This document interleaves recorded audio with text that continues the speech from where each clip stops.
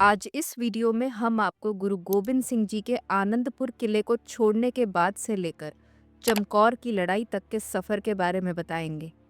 सन 1704 में 6 पो की रात को गुरु गोबिंद सिंह जी ने कितने संघर्षों का सामना किया, इसका जिक्र आपको इतिहास के पन्नों में शायद ही कहीं और मिले। आओ गुरु गोबिंद सिंह जी पर बीते उन दिनों के राही बने और इस वीडियो को एंड तक जरूर देखें और सभी के साथ शेयर भी करें।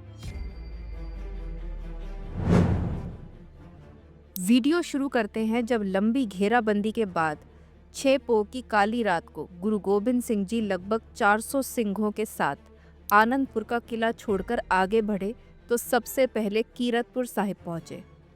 दूसरी ओर मुगल हुक्मरान और पहाड़ी राजे अपने वचन तोड़कर काफिले पर पीछे से वार करने की तैयारी करते हैं।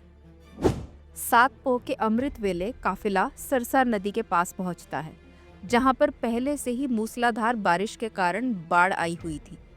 वहां पहुंचकर गुरु गोबिंद सिंह जी महाराज भाई दया सिंह जी और अजीत सिंह जी को हुक्म देते हैं कि दीवान सजाया जाए आसा दीवार के कीर्तन के लिए। जब गुरु साहिब से पूछा गया कि पीछे से दुश्मनों का वार हुआ है, तब गुरु गोबिंद सिंह जी कहते हैं कि किसी भी हालत में अमृत वेला नहीं छोड़ा जा सकता। इस समय तक छोटे साहिबजादे बाबा जोरावर सिंह जी और बाबा फतेह सिंह जी यहीं मौजूद थे और पूरा परिवार साथ में था। अमृत वेले के दीवान की समाप्ति के बाद काफिला आगे बढ़ता है सरसा नदी को पार करने के लिए। बारिश और तूफान की वजह से कुछ सिंह पानी के बहाव में बह जाते हैं और गुरु गोबिंद सिंह जी का पूरा परिवार 3 हिस्सों में बंट जाता है। इसके बाद गुरु साहब ने अपनी माता गुजरी जी और अपने छोटे साहिबजादों को कभी नहीं देखा। उस दिन अगर सरसा नदी उफान पर ना होती तो आज इतिहास कुछ और ही होता। गुरु गोबिंद सिंह जी बड़े साहिबजादों और कुछ सिंघों के साथ सरसा नदी पार करके रोपड़ की तरफ को रवाना हो जाते हैं।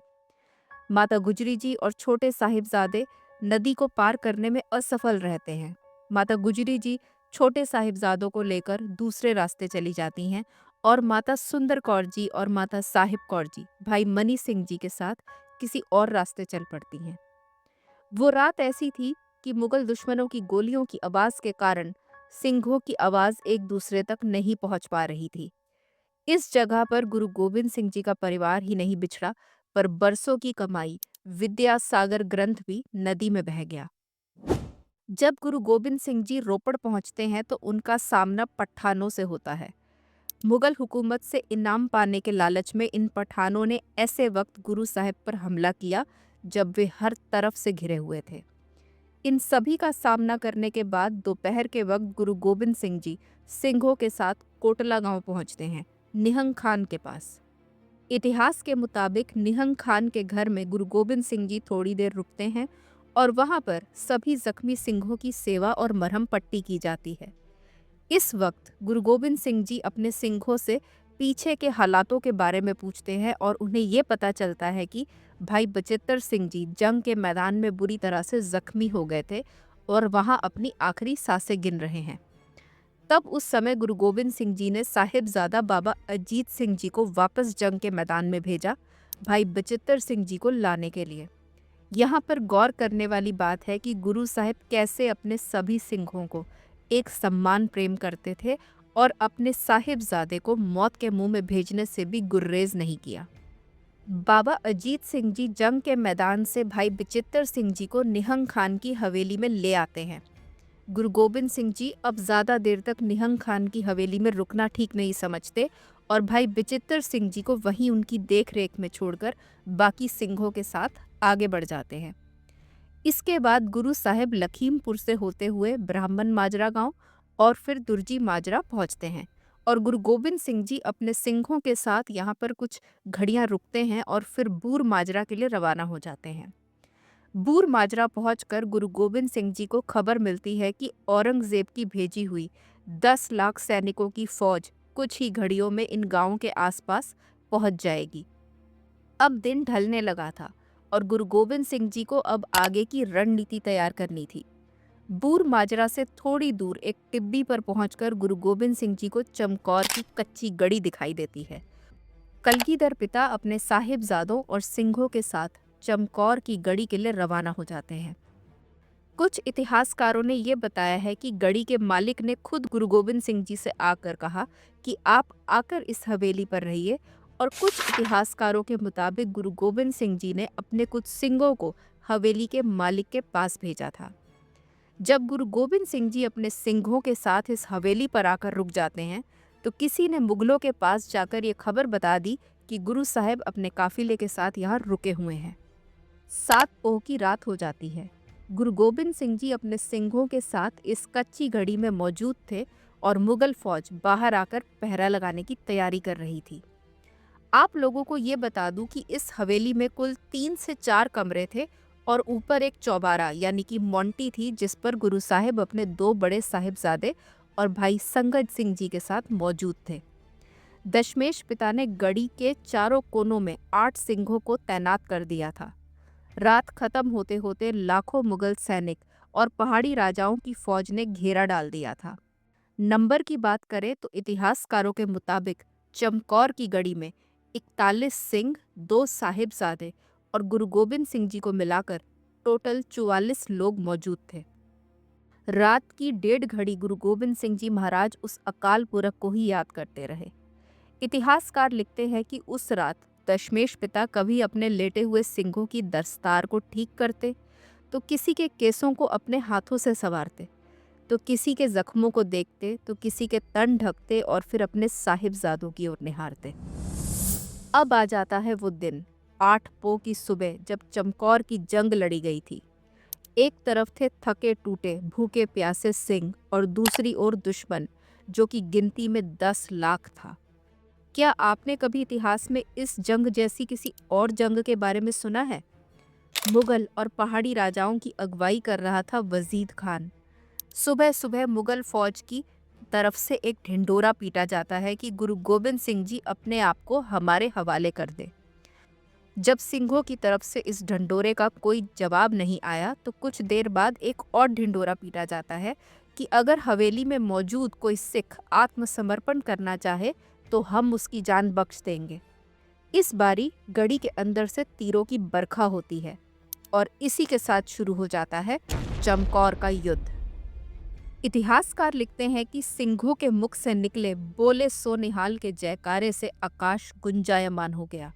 गढ़ी के दरवाजे पर 2 सिंह तैनात किए गए थे और गढ़ी के 4 कोनों में 8 सिंघों को तैनात किया गया था। जंग शुरू होने के बाद गढ़ी के अंदर से सिंघों ने मुगल फौज को भारी नुकसान पहुंचाया। क्योंकि गढ़ी 2 मंजिला हवेली थी, तो नहर खान ने लंबी सीढ़ी लगाकर गढ़ी के ऊपर चढ़ने की कोशिश की, तो गुरु गोबिंद सिंह जी ने एक ही वार से उसे मार डाला था। जैसे जैसे युद्ध बीता तो सिंघों के पास तीर कम हो गए थे। अब गुरु गोबिंद सिंह जी ने फैसला किया कि मैदान में उतरकर तेग और नेजों से युद्ध होगा। उन्होंने 5 सिंघों के जत्थे बनाकर गढ़ी के बाहर भेजे। पहला जत्था, फिर दूसरा जत्था, फिर तीसरा जत्था और फिर चौथा जत्था। सभी सिंघों ने दुश्मनों को भारी हानि पहुंचाई। एक एक सिंह हजारों सैनिकों पर हावी हो रहा था। इस वक्त पर 20 सिंह शहीद हो चुके थे। अब गुरु गोबिंद सिंह जी के बड़े साहिबजादे बाबा अजीत सिंह जी ने युद्ध में जाने की आज्ञा मांगी। इतिहासकार बताते हैं कि बाबा अजीत सिंह जी का एक भी वार खाली नहीं जाता था। उन्होंने बहुत भारी नुकसान पहुंचाया था दुश्मन फौज को। इतनी कम उम्र में इतनी बहादुरी से लड़ते हुए, अपने शौर्य का प्रदर्शन करते हुए बाबा अजीत सिंह जी लाहौर के सूबेदार जबरदस्त खान की नज़रों में आ जाते हैं। जबरदस्त खान बाबा अजीत सिंह जी को जिंदा पकड़ना चाहता था, क्योंकि अब वो जानता था कि ये गुरु गोबिंद सिंह जी के बड़े साहिबजादे हैं। जबरदस्त खान अपने सैनिकों को हुक्म देता है कि बाबा अजीत सिंह जी को घेर लिया जाए। इस वक्त पर बाबा अजीत सिंह जी के तीर खत्म हो चुके थे। अब उन्होंने अपना नेजा निकाला और उससे युद्ध किया। कितने ही दुश्मनों पर भारी पड़ गए थे बाबा अजीत सिंह जी। जब उनका घोड़ा जख्मी हो गया और उनका नेजा भी टूट गया, तो उन्होंने अपनी किरपान निकाल ली और पैदल ही लड़ते हुए कितनों के सर काट डाले। दुश्मनों ने एक झुंड बना लिया था बाबा अजीत सिंह जी के इर्द गिर्द। अचानक से मौका देखकर एक पठान पीछे से वार करता है और नेजा बाबा अजीत सिंह जी के शरीर के आर पार निकल जाता है। इस वार से बाबा अजीत सिंह जी जमीन पर गिर जाते हैं और इस हालात में मुगल सैनिक और पहाड़ी फौजों ने कितने ही वार किए बाबा अजीत सिंह जी पर। दुश्मन से वीरता पूर्वक लड़ते हुए बाबा अजीत सिंह जी शहीद हो चुके थे। इतिहासकार लिखते हैं कि चौबारे पर खड़े गुरु गोबिंद सिंह जी ने जयकारा बुलाया, लेकिन बाबा अजीत सिंह जी ने कोई जवाब नहीं दिया। बड़े साहिबजादे की शहादत देकर बाबा जुझार सिंह जी जंग में जाने की आज्ञा मांगते हैं। दशमेश पिता ने अपने कमर कस्से से छोटी सी किरपान दी और उन्हें शिक्षा दी कि जंग में तुम्हें सीने पर खंजर लगेंगे, पर अपने मुंह से सी न उचरना। खुद गुरु गोबिंद सिंह जी ने बाबा जुझार सिंह जी के लिए गढ़ी के दरवाजे खोले और बाबा जुझार सिंह जी 5 सिंगों का जत्था लेकर युद्ध करने के लिए मैदान में उतरते हैं। चौबारे पर चढ़कर खुद गुरु गोबिंद सिंह जी ने तीरों की बरखा करके अपने पुत्र को कवर दिया ताकि वे युद्ध के मैदान में आगे तक जा सकें। 14 साल की उम्र में अपने सामर्थ्य से बढ़कर उन्होंने बड़ी वीरता से दुश्मनों का सामना किया। दुश्मन की फौज से हजारों वार खाकर बाबा जुझार सिंह जी जमीन पर गिर पड़े और शहीद हो गए।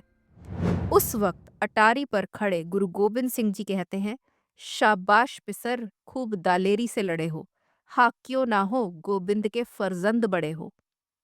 हाकिम अल्लाह यार खान जोगी चमकौर की भूमि के ऊपर कुछ पंक्तियां लिख कर गए हैं। बस एक हिंद में तीरथ है यात्रा के लिए, कटाए बाप ने बेटे जहां खुदा के लिए। गुरु गोबिंद सिंह जी अपने बड़े साहिबजादों को चमकौर की जंग में खो चुके थे और छोटे साहिबजादे अभी शहीद होने बाकी थे, जिसके ऊपर एक और वीडियो जल्द ही आएगी। आज की वीडियो के लिए इतना ही। सत श्री अकाल।